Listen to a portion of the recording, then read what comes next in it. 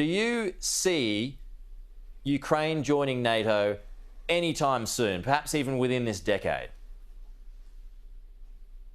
I think it's doubtful, but that presumes that NATO will last for the decade. I think you have to understand this is not a new problem or a recent problem. Ukraine, as it's currently constructed, has been a problem virtually since the collapse of the Soviet Union. And the biggest problem is that at least a third of its population is Russian, and most of those people live east of the Dnieper River, and that's the area where the Russian military will intervene. And the Ukrainians have not been very tolerant of their Russian citizens. So this is a much larger problem. The second problem, of course, is Ukraine's membership in NATO. That's absolutely unacceptable and always has been to Moscow. It's as if we allowed the Russians or the Chinese to park 100,000 foreign troops on the border with us in Mexico.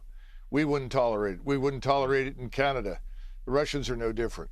So Putin's it's clear that he's sending a message. Those troops have been there for a long time now. He would surely know that there's a pretty limited chance then of Ukraine actually joining NATO anytime soon. So is it just a message that he is sending? Is it a bit of saber rattling, or do you believe that he has got a serious intention of an invasion or an incursion, however you want to call it?